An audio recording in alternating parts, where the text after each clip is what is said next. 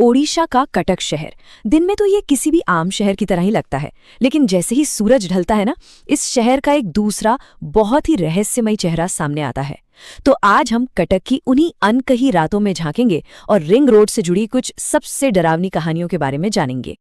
देखिए, दिन में कटक एक आम शहर ही है, जहाँ जिंदगी अपनी रफ्तार से भागती है। दिन के उजाले में बाजारों में रौनक होती है, चहल पहल होती है, लेकिन रात के अंधेरे में वही सड़कें एकदम सुनसान हो जाती हैं और पूरा शहर जैसे सायों का घर बन जाता है। यहाँ की हवा में ना एक अजीब सा सन्नाटा घुल जाता है, जो आने वाली कहानियों के लिए माहौल तैयार करता है। तो हमारी पहली कहानी शुरू होती है शहर के सबसे बदनाम रास्तों में से एक, रिंग रोड से। ये कहानी आधी रात के बाद होने वाली एक ऐसी मुलाकात की है जिसके बारे में बात करने से भी वहां के लोकल ड्राइवर्स की रूह कांप जाती है। जरा सोचकर देखिए, आधी रात का वक्त है और पूरी की पूरी रिंग रोड पर एक भी गाड़ी नहीं। सन्नाटा इतना गहरा कि अपनी सांसों की आवाज भी गूंजने लगे। कहते हैं यही वो वक्त है जब ये सड़क जाग उठती है। और फिर उस खामोशी को तोड़ती हुई अचानक एक परछाई नजर आती है।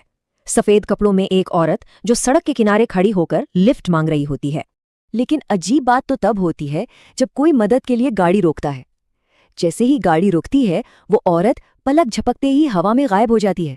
वहां कोई नहीं होता, मानो वो कभी थी ही नहीं। और अगर किसी ने हिम्मत करके अपनी गाड़ी के शीशे में पीछे देखने की कोशिश की, तो क्या नजर आता है? शीशे में कोई चेहरा नहीं दिखता। ड्राइवर्स बताते हैं कि उन्हें बस अपनी गर्दन पर एक ठंडी सी सांस महसूस होती है और एक ऐसा सन्नाटा जो दिल की धड़कन रोक दे। और यही एहसास इस कहानी को इतना ज्यादा डरावना बना देता है।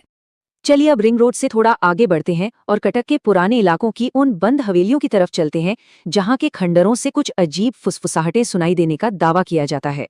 वहां के लोग कहते हैं कि इन वीरान घरों से रात में अजीब अजीब आवाजें आती हैं। कभी किसी के कदमों की आहट, तो कभी किसी के सिसक सिसक कर रोने की गूंज। कुछ लोगों ने तो यहाँ तक कहा है कि उन्होंने इन घरों से किसी को अपना नाम पुकारते हुए भी सुना है। एक लोकल चौकीदार का बयान इस बात को और भी पुख्ता करता है। उसने बताया, साहब यहाँ रात में कोई नहीं रहता, फिर भी खिड़कियां अपने आप खुल जाती हैं। ये अनुभव इन कहानियों को सिर्फ सुनी सुनाई बातों से कहीं ज्यादा बना देते हैं, है ना? हमारी आखिरी कहानी हमें वापस रिंग रोड के पास मौजूद कुछ बहुत पुराने पेड़ों की ओर ले जाती है, जो अपनी एक अलग ही डरावनी पहचान रखते हैं। यहाँ के लोग इन पुराने पेड़ों के नीचे रुकने से साफ साफ मना करते हैं। उनका मानना है कि इन पेड़ों के साथ कुछ भी अच्छा नहीं जुड़ा है। एक तरह की चेतावनी है ये। जो लोग यहाँ कभी रुके हैं, उन्होंने एक बहुत ही अजीब, सिहरन पैदा करने वाले एहसास के बारे में बताया है। उन्हें ऐसा लगता है जैसे कोई ठीक उनके पीछे आकर खड़ा हो गया हो।